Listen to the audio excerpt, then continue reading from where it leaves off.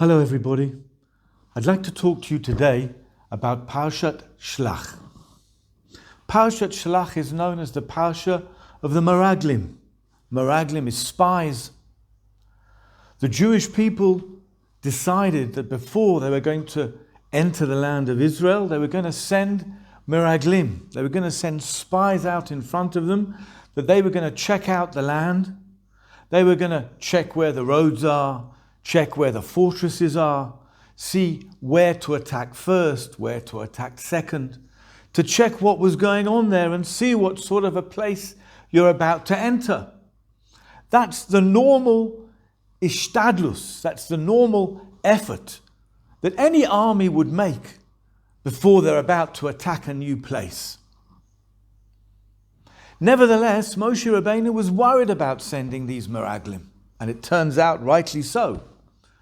The reason he was worried was because that maybe we should just be relying on Hashem. Hashem has brought us out of the desert with these brought us out of Egypt, with these tremendous miracles. He's looking after us all the time. He's given us the Torah. Why do we need to make this Hishtadlut, this effort of sending in spies to check out the land? Let's just trust in Hashem. This shikul, this decision between Bitachon, trusting in Hashem, and Hishtadlut, how much effort you're supposed to make, is a problem that every single Jew is presented with every day of their life. How much to work, how much to rely on Hashem that He's going to send me my parnosa. How much effort do I need to make in order to earn my living, in order to do things, in order to make things happen? And how much can I just rely on Hashem? There's a saying, don't leave anything to chance. Don't leave anything to chance. By saying not to leave anything to chance, it means that everything is dependent on you. It's only my strength that allows me to win my battles, whether it's battles in parnosa, whether it's battles in education, anything, it's all up to me. That is a wrong outlook for a Jew to have. We rely on Hashem, but we can't just say we're relying on Hashem and not do anything. We have to make effort. From the time when Adam HaRishon was sent out from Gan Eden because of the eating from the Eitz Hadat, with the curse of Bezir Tapecha Tocha Lechem, that in order for you to earn your living, you have to work hard. Whereas before the Chet of Adam HaRishon, before that eating of the Eitz Hadat, that wasn't the case. But since that curse, we have to make an effort. How much effort? That's dependent on your bitachon, on how much you trust in Hashem. So there's always this playoff between Hishtadlut and bitachon. Says the Ramban, when the Jewish people were going into Israel, the land of Israel, that was not an acceptable amount of Hishtadlut that they needed to make, to send spies in front of them. They shouldn't really have done it. They asked Hashem. Hashem said, okay, if you want to do it, send them. But really, they were on such a level that they should have been able to rely on Hashem without making that Hishtadlut of sending spies in ahead of them in the land of Israel, to look at the land. They justified it to themselves. They justified it that, look, we have to check out where everything is. And even more that, we have to make a Kiddush Hashem and prevent a Chilul Hashem. Wow, what's that? What could have been the Chilul Hashem? What's going to be if when we get in, they've hidden all their wealth? Because they heard we were coming, they knew we were going to beat them, and they hid all their wealth. And HaKadosh Baruch Hu promised us that we're going to inherit all their wealth. So if they hide it and we can't find it, it's going to be a Chilul Hashem. They justified what they needed to do, sending the Meraglim, that it was really in the name of Hashem that they're doing it. But really, they had a nagia. A nagia is a bias. They had a bias, and that's why when they went into the land of Israel, they came back saying, this is not a possible thing for us to do. It's too difficult. There are giants there. There are fortresses there. They're going to kill us. They're going to eat us up. How could you say such a thing if you know that Hashem is with you? How could your mind be so blinded? How could making a clear decision be so blinded by something? What blinded their decision making?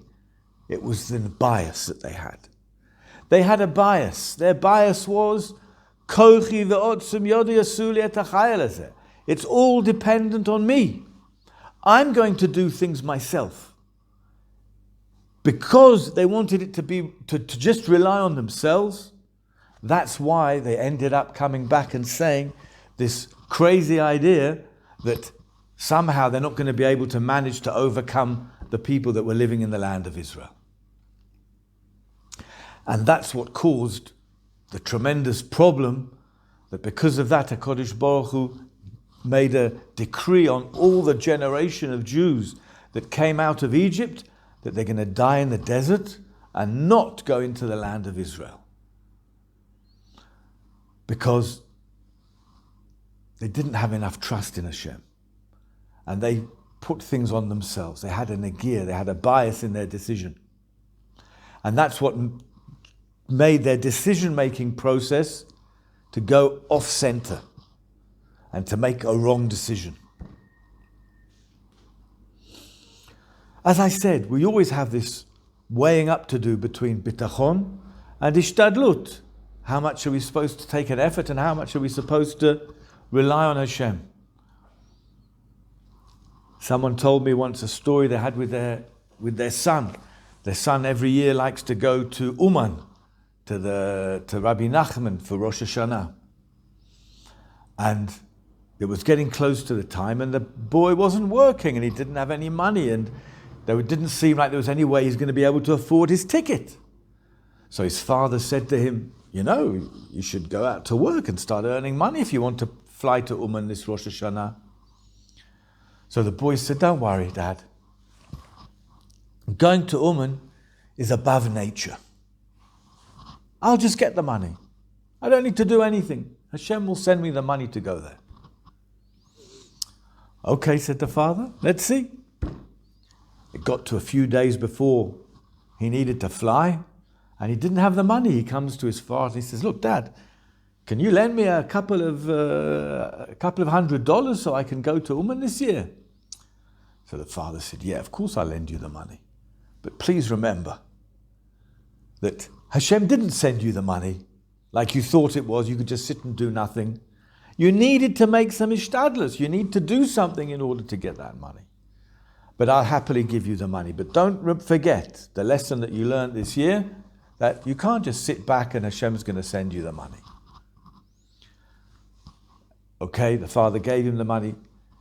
A few months later, they were having a talk at their Shabbos table about this thing of trusting in Hashem and making Hishtadlut. And the boy said at the table, well, when I need to go to Uman, I don't need to do anything. And I get the money. The father said, hey, hang on a sec, you've forgotten what happened last year. That I gave you the money to go to Uman. If it wasn't for that, you wouldn't have been able to go. Said the boy, and who gave you the money?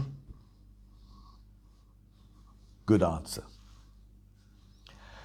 A difficult decision always between how much Hishtadlut and how much to rely on Hashem. If we make mistakes in that decision-making process, we can cause ourselves a lot of harm, and therefore we need to put aside all nagias, all bias that we might have. A bias can cloud your judgment. It'll make you make wrong decisions. just to see how much, right? The halacha is that a dayan, a judge, is not allowed to judge someone who he either loves or hates. Whereas a witness, when he's giving witness, can give witness against someone or on behalf of someone that he loves or someone that he hates. What's the difference? When you're giving witness, you're just saying what you saw. When you're saying what you saw, why should you lie?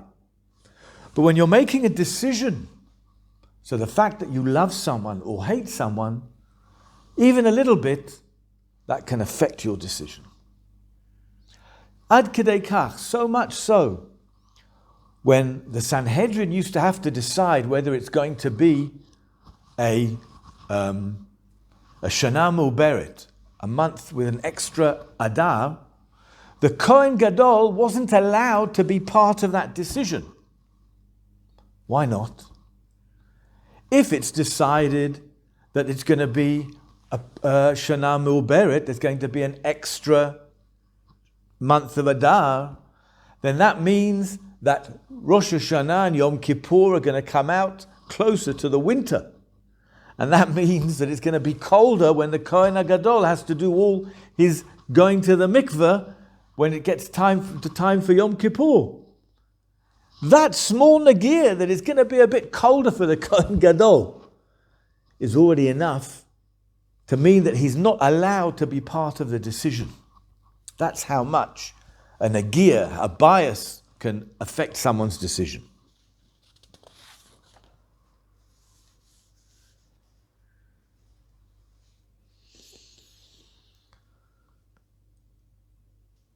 So, this mistake that the Meraglim made to rely on themselves, which caused such trouble for everybody, how can we prevent it? If these great people, couldn't prevent themselves from having their judgment clouded by this bias that they had, how are we, the small man in the street, are supposed to make decisions when we always have a bias one way or the other? Reb Dessler writes about this in Michtav Meliyahu, and he brings the pasuk at the beginning of Parshat Nitzavim. The pasuk there says, "Velo b'shamayim hi, velo rechoka memeni," and that's referring to the truth. The truth is something that anyone who really wants to get to the truth will get to the truth. Someone who really wants to make sure that they make a true decision, an emestika decision, and that their bias doesn't affect them in any way, if they want to, they can do that. That's a special koach, a special power that all we humans have. That if we really want to get over all our biases, all our nagirs, we can do that and we can see the truth. And that's what we're expected to do when we're making all our decisions in our lives for ourselves. That's also why it's always a good idea to take advice from someone else who doesn't have the nagirs that you have. The Mesilat Yesharim writes that what's the good idea in taking advice from other people that have more experience than you? It's like when you're in a maze. When you're in a maze, you've got big walls around you and you can't see the right way to go. You're going around in the dark. But if you speak to someone who's in a drone above the maze, he already knows the ways through the maze. He can direct you. He can help you to find your way through the maze and come out safely. That is the advantage of taking advice from people that have more experience than you in whatever field it is you're making your decisions. It's like speaking to someone in a drone, having a drone camera when you're going through a maze, the maze of your life. Whenever we talk about this, about nagirs, it always reminds me of the big nagir that a lot of people have. It's always fascinating to think when we talk about the theory of evolution. The theory of evolution that the world was created by itself. No one did anything. There's no one in charge. No one organized it. No one arranged it. and it came out so perfectly.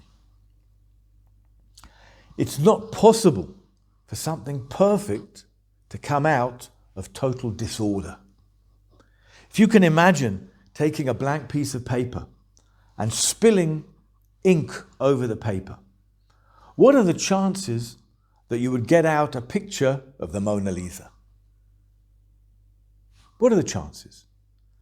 If you were to spill over that dye, that dye, if you spill it over 1,000,000 times, would you get a Mona Lisa? No. 1,000,000,000 times, 1,000,000,000,000 times, 1,000,000,000,000,000,000,000 times, would you get a Mona Lisa? Never. We all understand that. Why? Perfect order can't come out of something that is not organized. Only where things are organized can something come out in a perfect way. We just need to look at the most simplest creations in the world to see how complex they are, how beautifully made they are, how everything is perfect in the human eye, in the mind. In a tree, just look at a tree. From a little tiny seed grows this great big thing. How is it possible? How is it possible to believe that that happened by itself? But then, if we look in the world, we find extremely intelligent people who believe that. Extremely intelligent people who can't see the truth, that it must be that there's a power behind everything. Call it God, call it nature, I don't care what you call it. But it has to be that there's a power behind everything. It couldn't have just happened all by itself. So how can it be that so many intelligent people can't see that? A nagia. They have a bias. The bias is that once they recognize that there's a power to be, that there's a power above, now you're obligated. Now you can't do whatever you like. There's someone above you. There's someone looking over you. You can't just be completely hefker. You have to control your desires in a certain way. And that, no, they don't want to do. That is the nagia. That's the bias. That because of that, even though the whole world testifies that there was a creator, nevertheless they deny it because they have a bias. That's how much having a bias can cloud your judgment and stop you from making a clear judgment. So again, let's ask ourselves the question, but if all these great people, these intelligent people, which they definitely are, no doubt about it, are making this simple mistake, what can be expected of me, the small little man in the street, when I have to make decisions? The truth is that if I really want to find the truth, I'll always find it. If you really want to, put all your nagias aside and understand and see the truth. The truth is there for everyone to see. It's not far away. It's not in the heavens. It's here for every one of us to see. That's the connection between the chet of the Meraglim and the theory of evolution. That they're both connected to bias. When there's bias in your decisions, you can't make a clear decision. You have to put all your bias aside in order to make a clear decision. Thank you.